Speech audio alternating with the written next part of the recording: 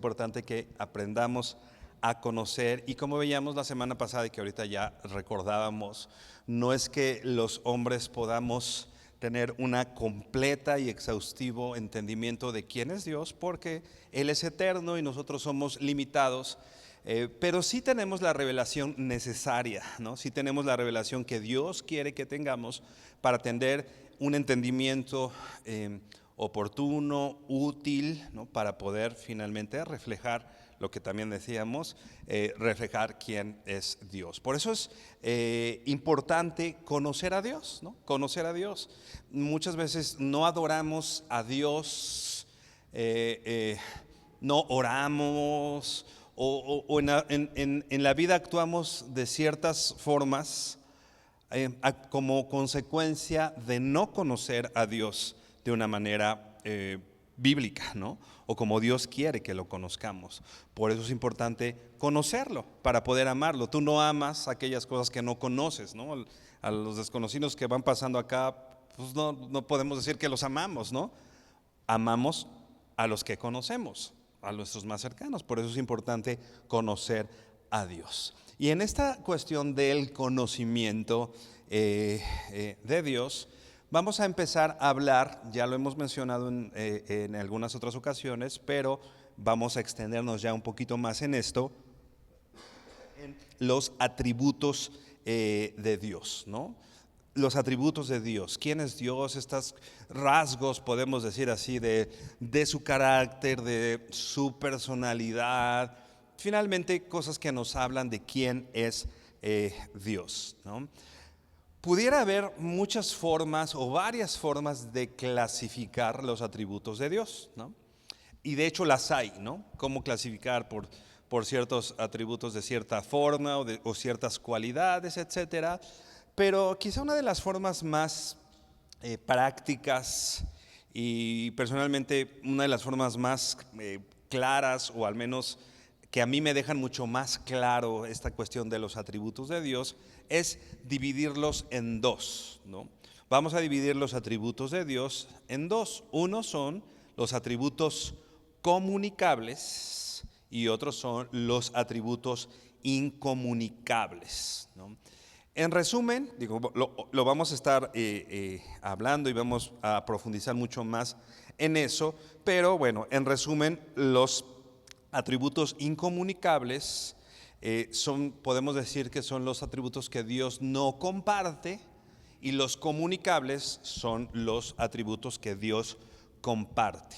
No es así de simple, vamos a ir hablando de eso, pero podemos ver algunos de sus rasgos, por ejemplo, y de hecho ya lo hemos mencionado aquí, ¿no? Por ejemplo, en los atributos incomunicables podemos ver la eternidad de Dios, ¿no? Definitivamente Dios es eterno y nosotros no somos eternos, ¿no?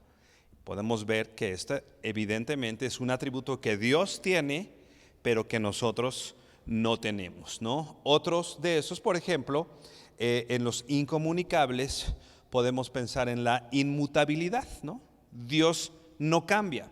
Dios es el mismo ayer, hoy y por los siglos, ¿no? Sin embargo, nosotros cambiamos constantemente, ¿no? No somos los mismos. Solamente faltaría con que veas tu foto de hace 10 años y no somos los mismos, ¿no? Hemos cambiado. Y el Señor es inmutable, el Señor no cambia. Otro de estos atributos incomunicables podría ser la omnipresencia. Dios es omnipresente, ¿no? ¿Qué quiere decir esto? Que Dios puede estar, no tiene la limitante física para poder estar en cualquier lado, ¿no? Y nosotros, es un atributo incomunicable porque nosotros estamos aquí y evidentemente no estás aquí y también estás en tu casa, ¿no? Estamos aquí y no hay forma de estar en otro lado. Entonces es un atributo incomunicable, o en otras palabras, son atributos que Dios no comparte. Solamente podemos estar presentes en un solo lugar, en un mismo momento, ¿no? Y los atributos comunicables, o estos atributos que Dios comparte, ¿no? También ya hemos puesto algunos de estos ejemplos. Podemos pensar en el amor. Dios es amor, ¿no? Puntualmente Dios es amor. Pero nosotros, Dios ha puesto también la capacidad de amar. Entonces, el amar es un atributo de Dios, pero que comparte con nosotros, ¿no? Al pretender Dios que nosotros seamos con Él en el sentido de amar. Dios no pretende que nosotros seamos omnipresentes, ¿no? Pero Dios sí pretende y nos pide amar, ¿no? O sea, este es un atributo que Dios comparte con nosotros. El conocimiento, por ejemplo, ¿no? Si bien, como hemos dicho, no vamos a tener un conocimiento tal cual como Dios lo tiene, pero definitivamente es un atributo que Dios comparte porque la Biblia, la revelación de Dios es tendiente a que nosotros vayamos creciendo también en nuestro conocimiento de Dios y que tengamos mayor conocimiento, mayor ciencia, como decíamos también ahorita, ¿no? Es un atributo que Dios comparte con nosotros, el conocimiento, por ejemplo, ¿no? La misericordia. Dios es un Dios misericordioso, ¿no? Y pretende que nosotros también seamos misericordiosos. La misericordia es un atributo que Dios comparte con nosotros. Y la justicia, por ejemplo, ¿no?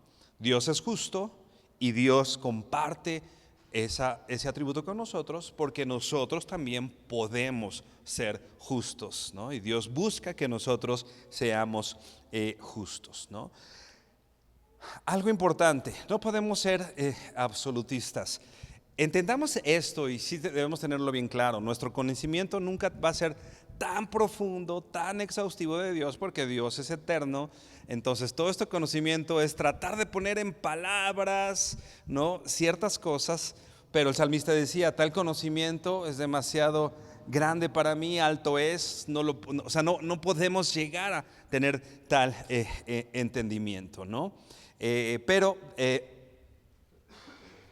es importante que incluso, aunque estamos usando esta clasificación de atributos comunicables e incomunicables, es un conocimiento de Dios o de sus atributos que definitivamente no es perfecto, ¿no? O no podemos pretender que esa clasificación sea, o no solo no perfecta, sino absoluta, ¿no?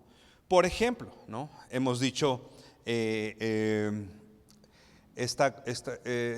por ejemplo, poniendo el ejemplo de la sabiduría, ¿no? Dios es sabio y Dios pretende o busca que nosotros crezcamos en sabiduría. Es un atributo comunicable, es un atributo que Dios comparte, pero eso no quiere decir que nosotros un día vayamos a tener la sabiduría como la de Dios, ¿no? Eso nunca va a llegar a pasar, ¿no? Nuestra sabiduría es limitada, aunque es un atributo comunicable, nunca va a ser total y plenamente comunicable, ¿no? ¿Sí? ¿Sí queda claro? ¿No? Dios nos concede el amar y de hecho nos pide, ámense entre ustedes como yo los he amado. Pero definitivamente el amor que nosotros tenemos definitivamente nunca se va a comparar al amor de Dios, ¿no? Aunque es un atributo comunicable, no es, vamos a decir, totalmente comunicable. Y también aquellos atributos incomunicables, ¿no? Podemos decir que de alguna manera, aunque los clasificamos como incomunicables, sí hay algunas cosas que Dios nos participa de esos atributos, ¿no? Por ejemplo, la eternidad de Dios lo estamos metiendo en la clasificación de incomunicables porque nosotros no somos eternos, ¿no? Pero sin embargo, Eclesiastés dice que Dios ha puesto eternidad en el corazón del hombre, ¿no? Entonces, no es un atributo comunicable, pero aquí es donde decimos que aún los atributos comunicables no son totalmente incomunicables, ¿no? En resumen los atributos comunicables no son totalmente comunicables y los atributos incomunicables no son totalmente incomunicables. ¿Sí me explico? ¿Sí? O sea, nunca vamos a llegar a esa plenitud. Parece trabalenguas, ¿verdad? Espero que nos pueda quedar claro, ¿no? Entonces, Dios nos da cierto grado, ¿no? Pero, repito, en estos atributos incomunicables, Dios nos da cierto grado, o en los comunicables, Dios nos da cierto grado de ese atributo, pero no decimos que plenamente y completamente Dios los ha compartido con nosotros, ¿no? Así que es importante que tengamos esto claro. Podemos decir que son comunicables o incomunicables, pero tengamos esto en mente, ¿no? ¿Puedo amar? Sí, pero nunca voy a llegar a amar como Dios, ¿no? Y esos atributos que, repito, son incomunicables, finalmente encontraremos que en algún grado el Señor sí los comparte con nosotros, ¿no? Y viendo estos atributos, vamos a empezar con estos atributos, primeramente los incomunicables. Vamos a empezar con un atributo de Dios, que es la independencia, ¿no? Y lo estamos, repito, clasificando entre los atributos incomunicables, ¿no? Te voy a leer lo que literalmente se entiende por la independencia, particularmente la independencia de Dios. No estamos definiendo la independencia, estamos definiendo el atributo de Dios de independencia, ¿no? No es una definición de la independencia en general, porque yo puedo decir que soy independiente, etcétera. No estamos definiendo la independencia humana o la independencia de las naciones. Estamos definiendo puntualmente el atributo de Dios llamado independencia, ¿no? Entonces, este atributo lo podemos definir así: Dios no nos necesita a nosotros ni al resto de la creación para nada, pero nosotros y el resto de la creación lo glorificamos y le damos gozo, ¿no? Dios no nos necesita. Dios no nos necesita a ti ni a mí para nada. Lo vamos a ver vamos a partir de esta definición, pero vamos, por supuesto, a ver la base bíblica, ¿no? Dios no nos necesita para nada, sin embargo, nosotros sí le damos gloria, ¿no? Y nosotros le damos gozo al Señor. Lo veremos en el desglose un poquito más adelante. Este atributo de Dios, de independencia, también le podemos llamar la autoexistencia. La autoexistencia de Dios. ¿Qué? Pues en resumen quiere decir que Dios no necesita a nadie para existir, ¿no? Nosotros necesitamos de Dios para existir, ¿no? Nosotros, y no solo, bueno, por supuesto de Dios, pero pues nosotros incluso aquí venimos gracias a nuestros padres, etcétera. Entonces nosotros definitivamente necesitamos para existir y para nuestra subsistencia, por muy independientes que pensamos que somos, siempre hemos necesitado de alguien, ¿no? De bebés, pues necesitamos. O sea, de hecho, somos de las especies más dependientes, ¿no? O sea, si tú dejas quizá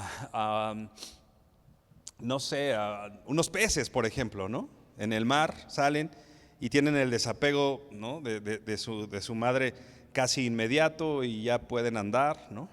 Pero una de las especies, vamos a decir, o nosotros como seres humanos más dependientes, justamente somos nosotros los seres humanos, ¿no? Si a nosotros recién naciditos nos dejan ahí solitos, nos morimos, no podemos subsistir.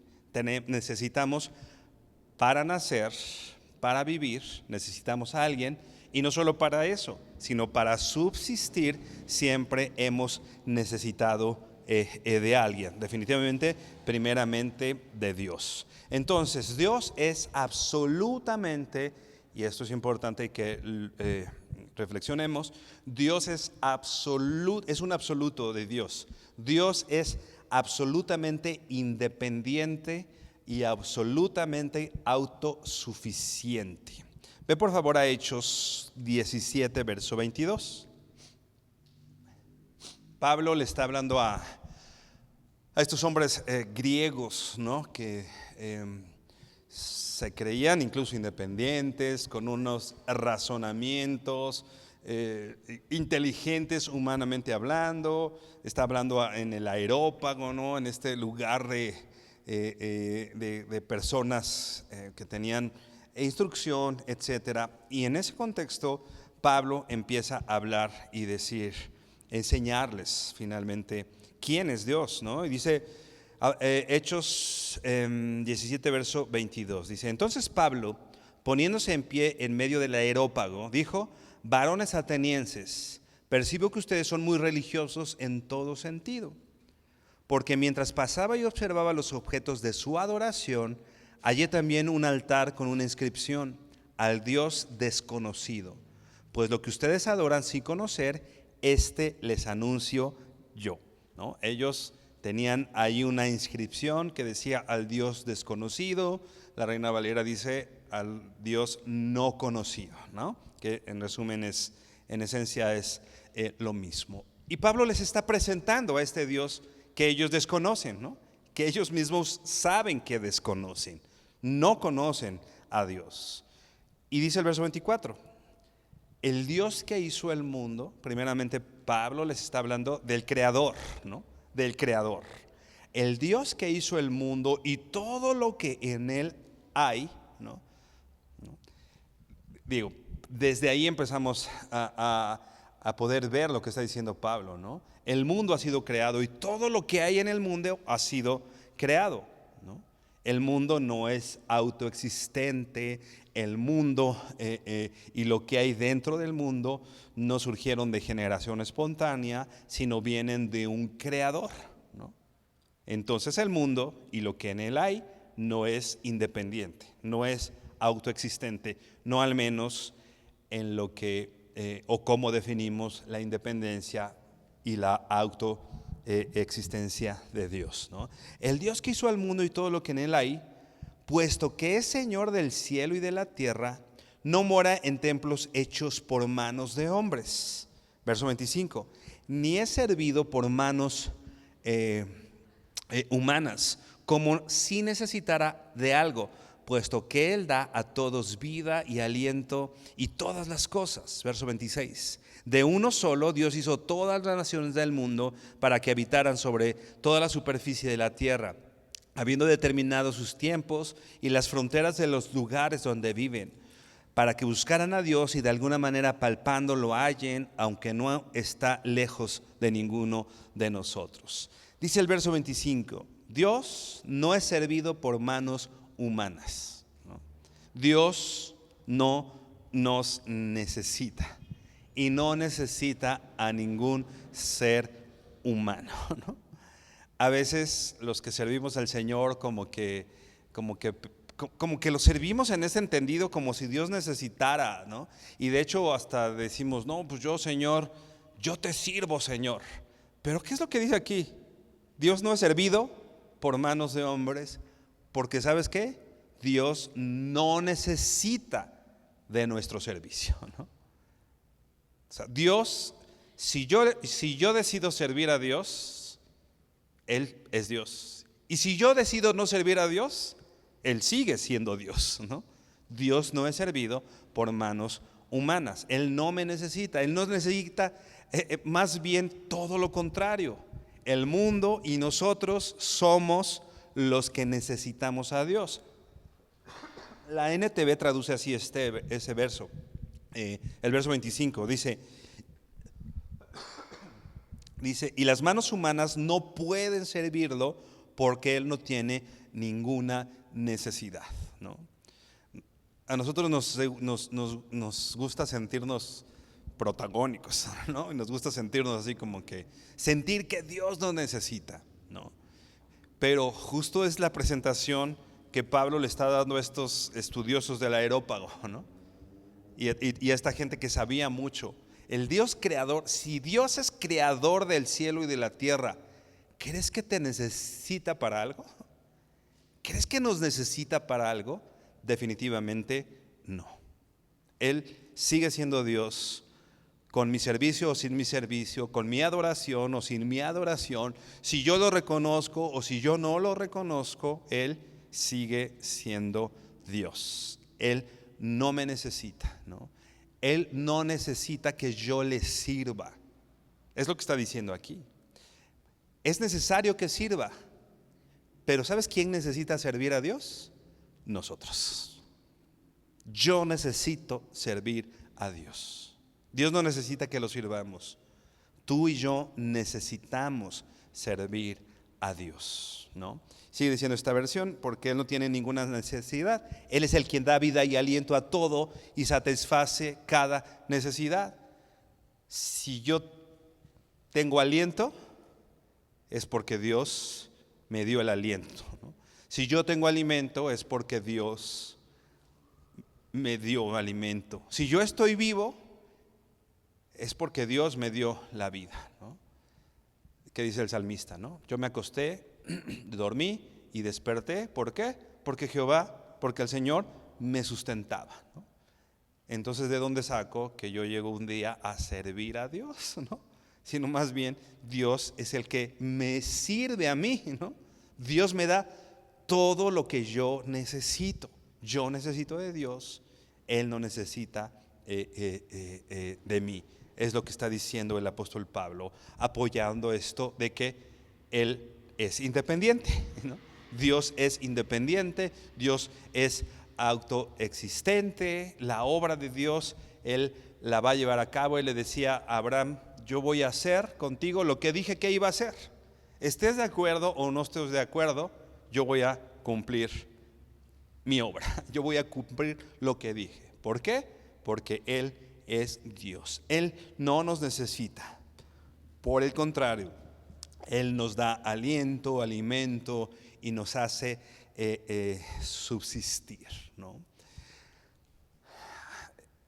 Hay quien dice que incluso, no sé si lo has oído, y lo digo y suena chistoso, pero si hay quien seriamente dice que como que Dios se sentía muy solo, ¿no?, en la eternidad, y entonces creó a los seres humanos para no estar tan solo, ¿no? O sea, y eso está poniendo otra vez al ser humano en el centro, ¿no? Dios me necesita, por lo menos para hacerle compañía, pero Dios me necesita para algo, ¿no? Y no es así, y no es así. Ve por favor a Juan 17, verso 5, ¿no? Juan 17, verso 5. Y dice así: y ahora glorifícame tú, Padre. Está Jesús en esta tierra, en esta oración, poquito antes de ser entregado y ser crucificado. Está diciendo: ahora glorifícame tu Padre junto a ti, con la gloria que tenía contigo antes de que el mundo existiera. O sea, antes de que el mundo existiera, antes que tú y yo lo glorificáramos, antes que nuestra vida glorificara, ¿no?, antes que yo decidiera servir a Dios, Él ya coexistía, ¿no?, en gloria. O sea, yo no le estoy sumando demasiado a su gloria, pues, ¿no? Él ya existía, ¿no?, en esta, creo que John MacArthur es el que lo describe, usa el término, en esta relación y diálogo intertrinitario, ¿no?, entre la Trinidad. Estaba completo, pues. Ya tenían unidad, ya tenían comunión, o sea, no nos necesitaban para hacerles compañía. El Señor era pleno, Él existía plenamente y existía en toda su gloria, ¿no? Vamos a ver más adelante que nosotros glorificamos a Dios, pero bueno, hablamos de eso un poquito más adelante. Pero el punto es, ahorita es que el Señor no nos necesitaba para servirlo, para glorificarlo. Él ya desde antes existía en gloria y en poder, antes de que cualquier cosa existiera, ¿no?, incluido el mundo, por supuesto, ¿no? Dios siempre fue. Ve a Juan 1, verso 3, ¿no? Ahí voy a tratar de explicarme. Muchas veces nosotros tratamos de argumentar con respecto a la existencia de Dios y tratamos de dar argumentos, por ejemplo, científicos, para determinar la existencia de Dios.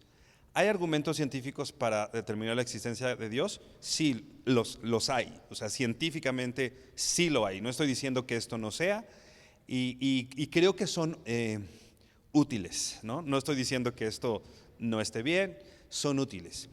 Pero a lo que quiero llamar tu atención es que la Biblia no argumenta sobre la existencia de Dios, ¿no? O sea, la Biblia, no hay un texto que diga o que trate de convencernos de la existencia de Dios, sino la Biblia asume, da por sentada la existencia de Dios.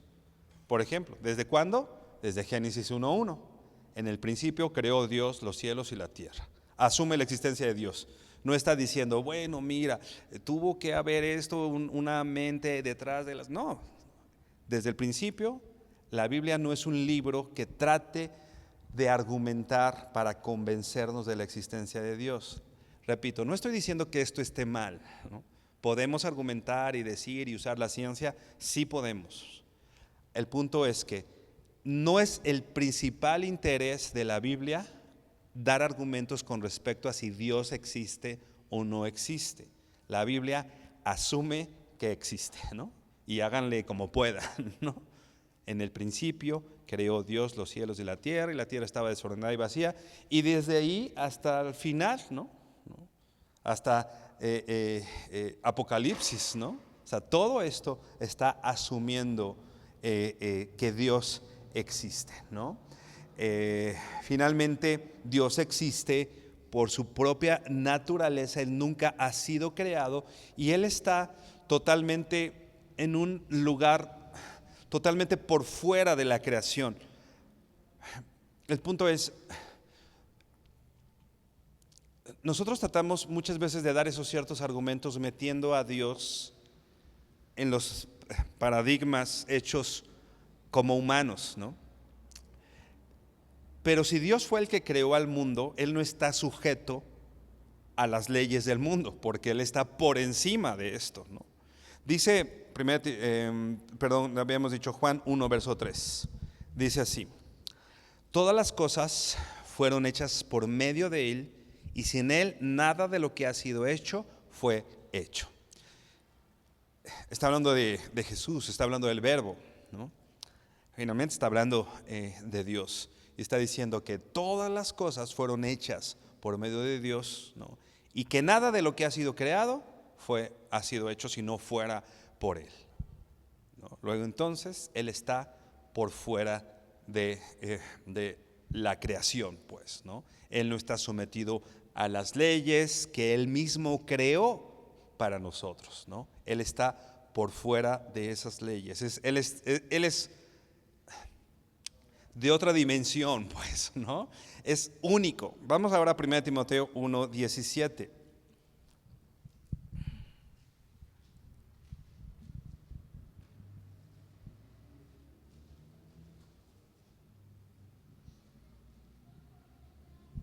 Dice, 1 Timoteo 1:17, por tanto, al Rey eterno, inmortal, todo lo que implica, no vamos a hablar o estudiar profundamente este texto porque está hablando de muchas cosas, pero quiero llamar la atención y particularmente al tema que estamos hablando. Dice, por tanto, al Rey eterno, o sea, Él está fuera de la esfera del tiempo, ¿no? Cuando dice eternidad, no está sometido al tiempo como tú y como yo, ¿no? Él es eterno, ¿no? Para nosotros existe el tiempo, ¿no? A nosotros ya van a dar, son 10 para las 8, ¿no? Y va a seguir corriendo el tiempo. Pero el Señor es eterno, Él está fuera de esa dimensión. No puede ser regulado ni medido con el tiempo, porque Él es más grande que el tiempo, ¿no? Inmortal, ¿no? No está sometido al desgaste, ¿no? Que en esta tierra los seres humanos o todas las cosas creadas, esta cuestión de mortalidad o inmortalidad está hablando de un desgaste, ¿no? Todas las cosas dentro de esta dimensión, ¿no? Tienden al desgaste, ¿no? Tienden al desorden, ¿no? La entropía que le llaman, ¿no? O la negantropía. Entonces, Él está fuera de este desgaste que el mundo está teniendo, ¿no? Es invisible, no se puede ver, ¿no? A nuestro nivel es imposible verlo, es invisible. Y dice, único Dios, ¿no? La Reina Valeria dice único y sabio Dios, ¿no? La mayoría de las versiones solo hablan de esta cualidad y lo hacen de manera muy enfática. Dios es único, ¿no? Único, o sea, en resumen no hay nadie y no hay nada como Él, ¿no? Él está fuera de nuestro entendimiento, Él está fuera, ya lo decíamos, del tiempo, del desgaste, de lo que podemos ver, de lo que podemos medir. Si Dios es quien dice que es el creador de todas las cosas, Él está por encima de todas estas cosas, ¿no? Podemos, y se ha buscado comparar, vamos a decir, la diferencia entre Dios, ¿no? Y nosotros, ¿no? Hay quien lo describe, por ejemplo, como el sol y una vela, ¿no? ¿No? O como el océano y una gota, ¿no? Pero finalmente ni siquiera es comparable a esto, ¿no?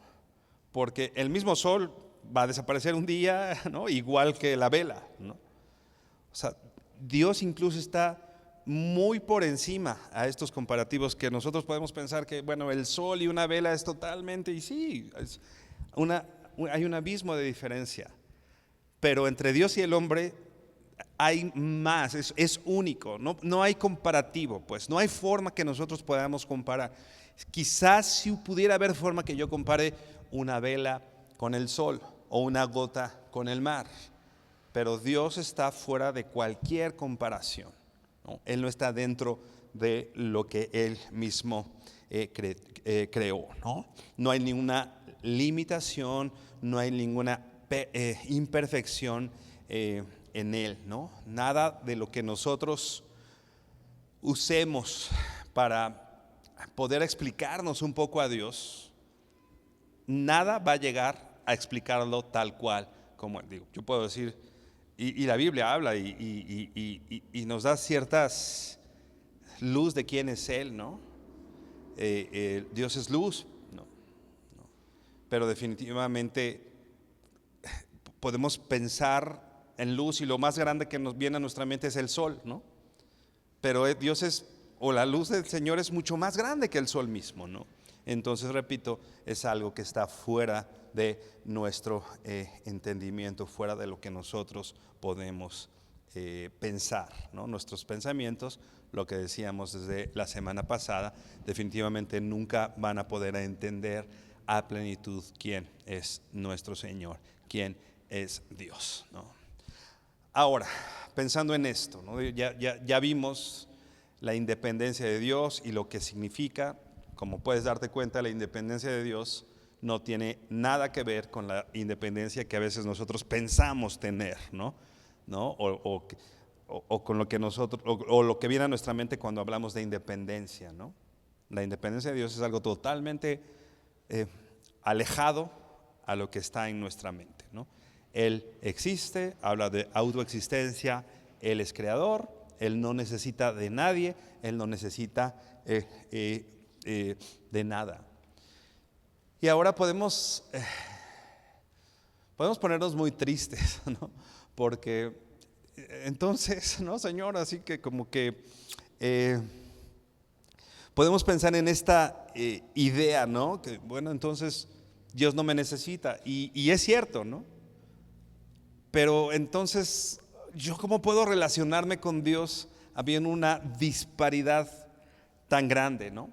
¿Cómo yo puedo glorificar a Dios siendo que lo mucho que yo pueda hacer definitivamente no tiene nada que ver con su grandeza, ¿no?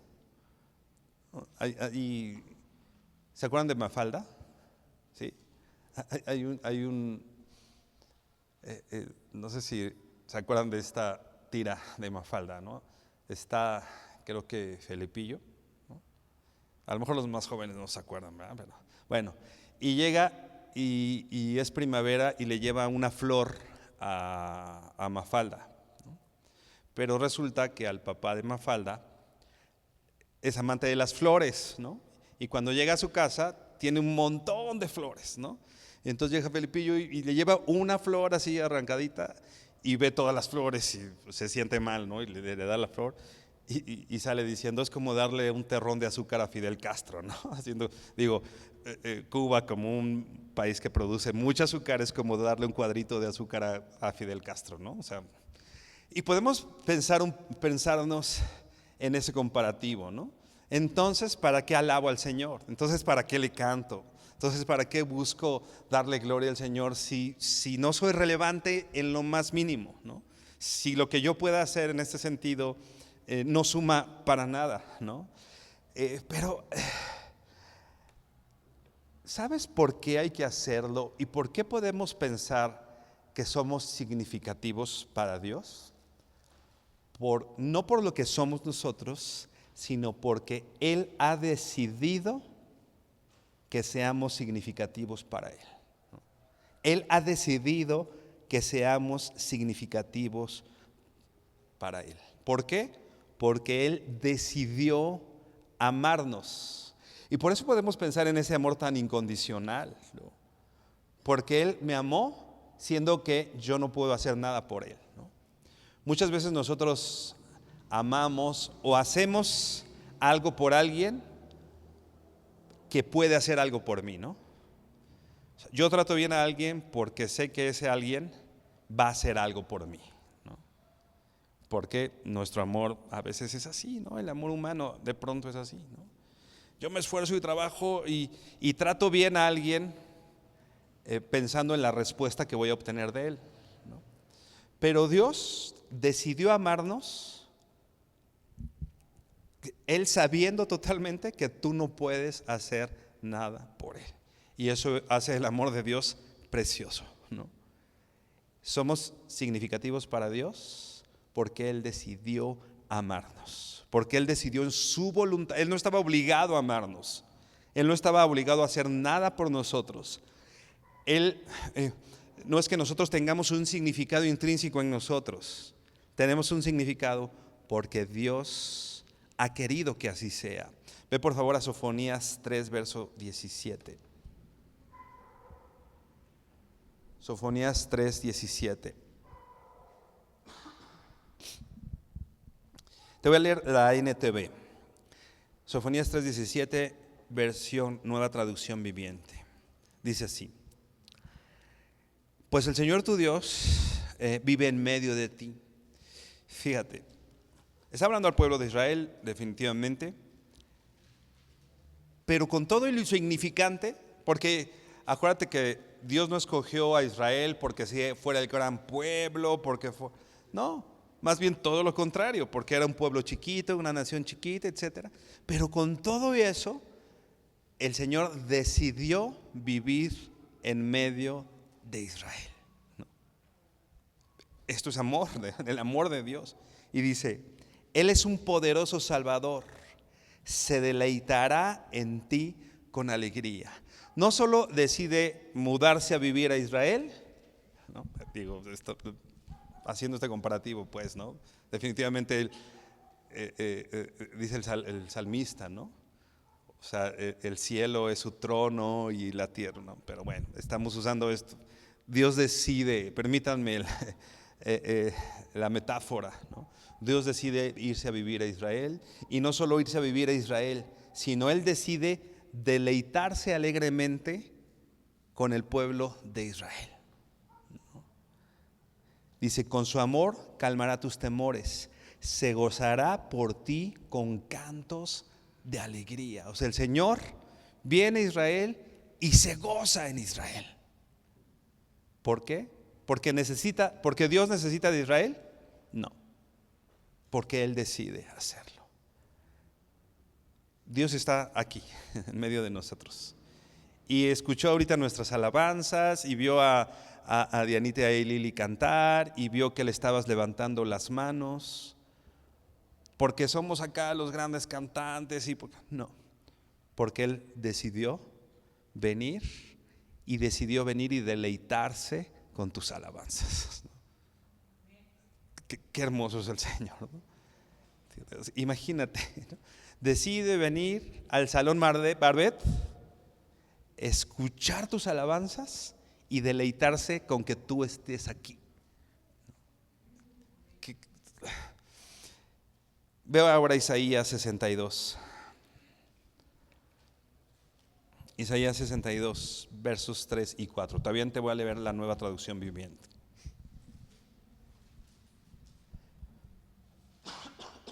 Dice, en el mismo contexto, hablando al pueblo de Israel, dice: el Señor te sostendrá en su mano para que todos te vean como una corona espléndida en la mano de Dios, ¿no?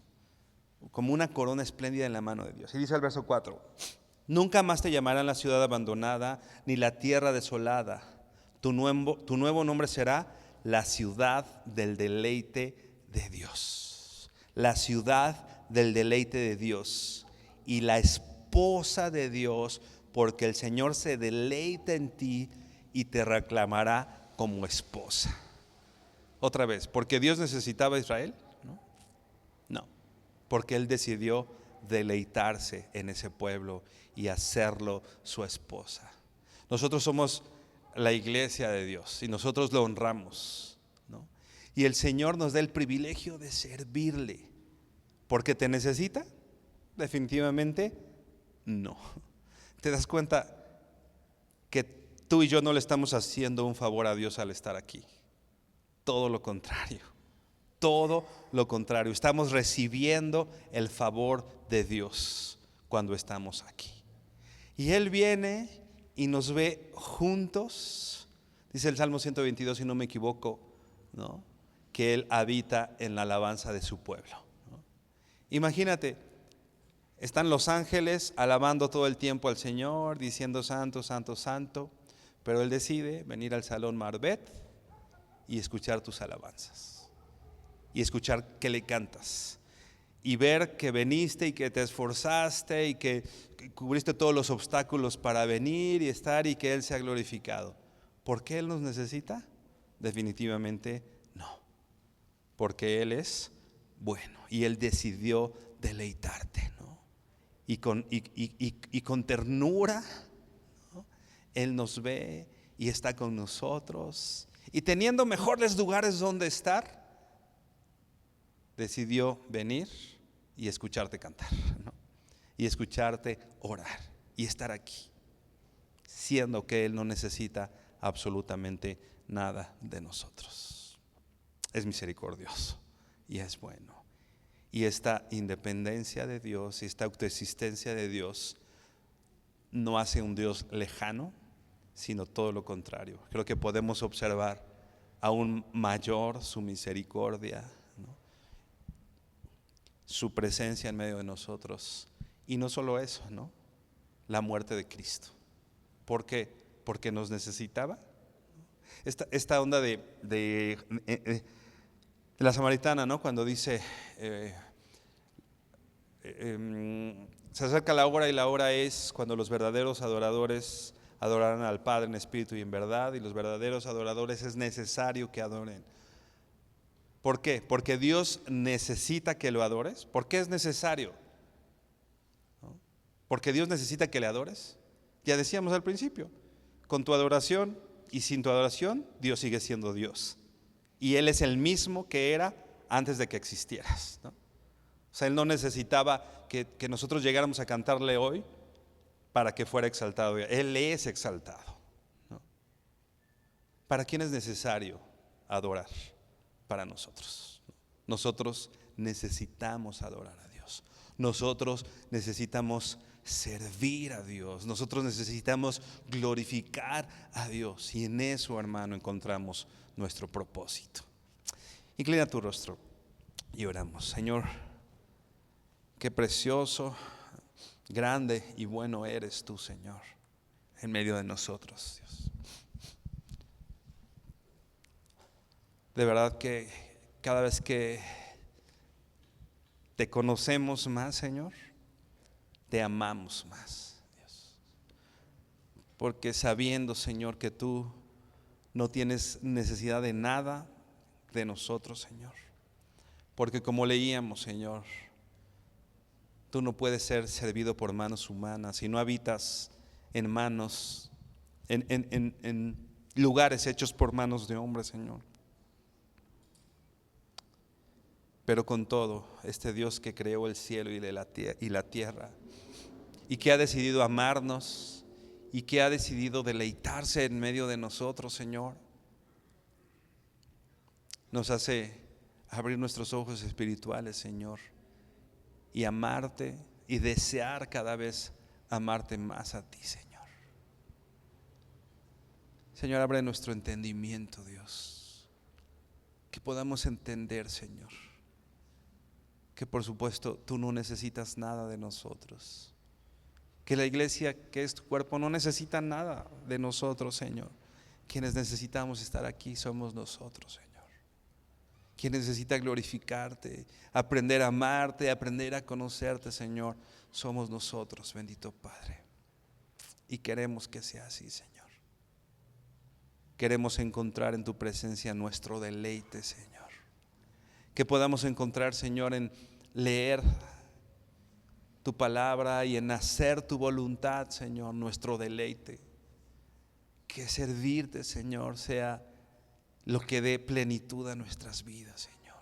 Que podamos entender que si bien en esta tierra sí vamos a trabajar y sí nos casamos y sí tenemos hijos, Señor, eso no es lo prioritario en esta tierra, Señor.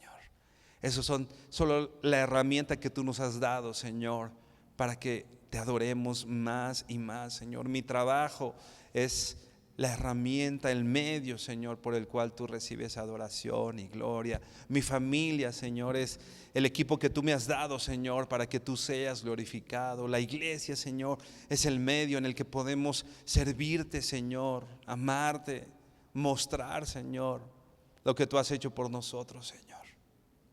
Permítenos honrarte y servirte con todo lo que somos y con todo lo que tenemos, Señor.